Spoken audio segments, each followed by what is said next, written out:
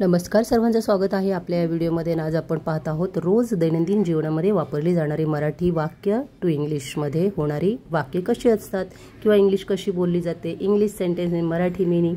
तर चला तर प्रथम सर्वात आधी तुम्हाला इंग्लिश बोलताना जर तुम्ही अडखळत असाल तर आजपासून तसं होणार नाही आहे, कारण तुम्ही ह्याचा सराव करताच तुम्हाला फ्लुएंटली इंग्लिश बोलता येणार आहे. चला तर पहिलं वाक्य, तू खाली बस, सिट डाऊन. अशी या व्हिडिओमध्ये 25 वाक्य दिलेली आहेत. त्याचा तुम्ही दररोज 5 मिनिटं सराव करा. दररोज 5 मिनिटांनी सुद्धा तुमची इंग्लिश खूप चांगली सुधारणार आहे. चला प्रत्यक्षात व्हिडिओला सुरुवात करूया.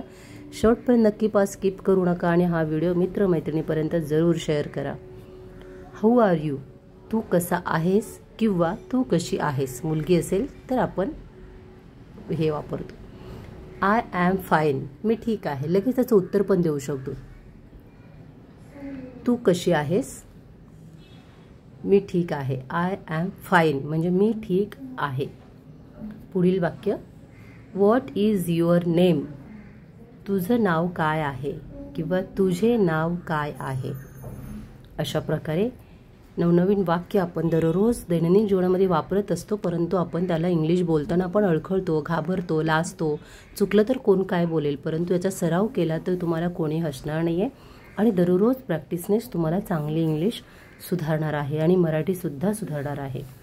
माय नेम इज राहुल, माझं नाव राहुल आहे. हा आपला कॉमन नेहमीचा शब्द आहे. माय नेम इज राहुल, माझं नाव राहुल आहे. पुढील वाक्य आहे, वेअर आर यू गोईंग, तू कुठे चालला आहेस किंवा तू कुठे चालली आहेस. मुलगी असेल तर आपण वेलांटी देतो ली, चालली आहेस. आय ॲम गोईंग होम, मी घरी चाललो आहे किंवा मी घरी चालले आहे. यामध्ये मुलगा मुलगी काही असेल तरी जास्त फरक पडत नाही, त्यामुळे वाक्य नीट पाठांतर करून घ्या आणि याचा 5 मिनिटं दररोज सराव करा. हॅव यू इटन, तू जेवलास का, तू जेवलीस का. त्याप्रमाणे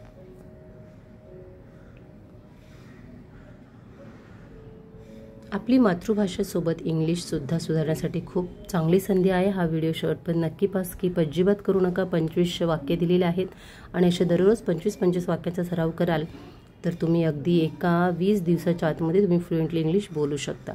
येस, आय हॅव इटन, हो मी जेवलो आहे. नो, नॉट इट, नाही अजून नाही.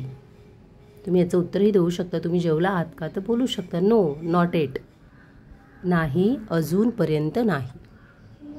पुढील वाक्य आहे, please help me, please help me, कृपया मला मदत करा, कृपया मला मदत करा. फक्त मदत करा हा शब्द नाही बोलायचं, कृपया मला मदत करा. थँक यू व्हेरी मच, कधी बोलतो आपण थँक यू व्हेरी मच, जेव्हा समोरच्याने आपल्याला काहीतरी कृतज्ञता होऊन काहीतरी दिलेलं आहे किंवा आपली मदत केलेली आहे त्यावेळेस आपण त्यांना बोलतो थँक यू व्हेरी मच, तुमचे खूप आभार, तुमचे खूप आभार. व्हॉट आर यू डुईंग, तू काय करत आहेस.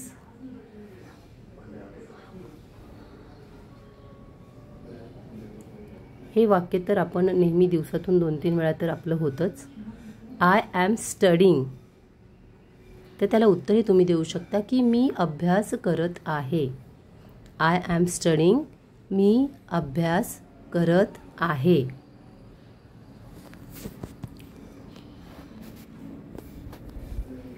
Don't worry, don't worry, do not worry. नॉटचा आपण संक्षिप्त रूप घेतलेला आहे, मधला ओ गेल्यामुळे ॲपॉस्ट्रोफी एन आलेला आहे, म्हणजे डोंट वरी, काळजी करू नकोस.